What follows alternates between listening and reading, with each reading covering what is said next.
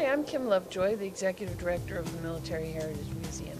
And today I'm with Camille Fargo, who served in the Air Force from 1953 to 1961, ultimately as a captain. Why don't you tell us where you were stationed? Well, I started out with basic training at Gunter, and we learned to march, which I wasn't very good at because I was very short and I couldn't do the stride. So they had marks on the field where we would practice marching, and I was always skipping a beat to catch up with everybody. And then from there, it was Maxwell. And then after Maxwell, I went to Westover Air Force Base, which is in Massachusetts.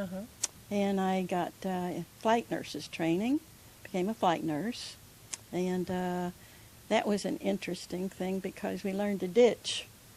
And the lake, it was back in Gunter where we did the ditching, and the lake had leeches in it. Ooh.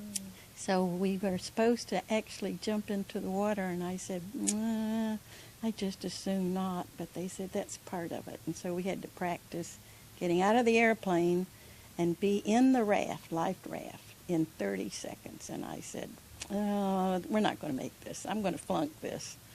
And so the very first time we practiced, I was to assign the men in the plane to get out on the life raft. And the very first one that then inflated the life raft threw an oxygen tank on it and punctured the life raft, and it sank.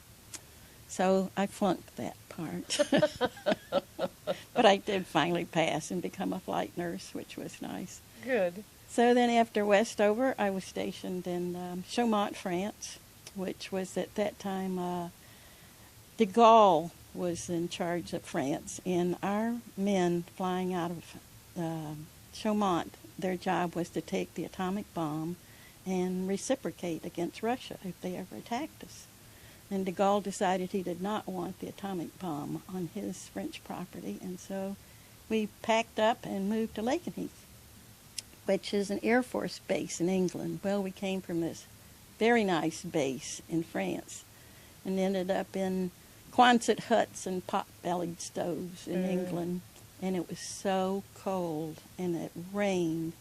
We used to say the summer in England is on a Thursday. Oh, jeez. In 1 month of the year. Yeah. Wow. Well, tell me about the time you were stationed in Bermuda.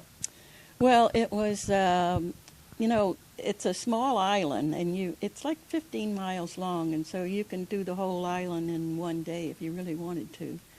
And we were stationed at the end of the one island, and that's part of now. It's if you ever fly into Bermuda, it's the commercial airport where we had our Air Force base.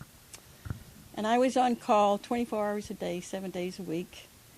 And we took care of the Navy base, of any of them that had maternity problems. We did deliveries, too. And so one night I was on call, and a lady came in labor, and our OD was at the movies. Well, because we didn't have that many things happening. It's a very small island. And so she went into very difficult labor, and I sent the ambulance after the OD, and she delivered before he got there, and she was breech.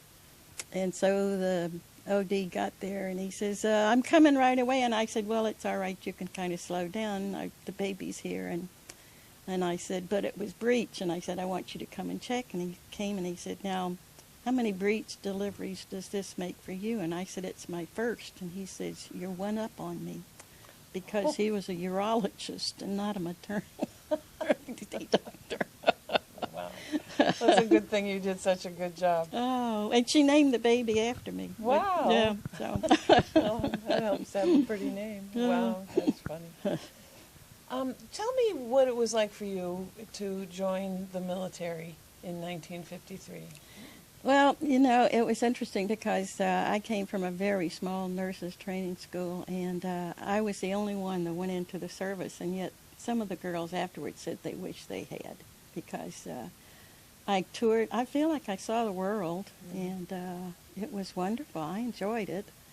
There were, times that, especially when you're on call 24 hours a day and 7 days a week, it's a little old, but I had to have somebody come and replace me when I wanted to take some time off. And but I enjoyed it thoroughly, so It was wonderful. Well, that's great. Well, Camille, I really would like to thank you for your service. Thank you. So this was one of a series of videos that the Military Heritage Museum is presenting about veterans. Please check the website and view another.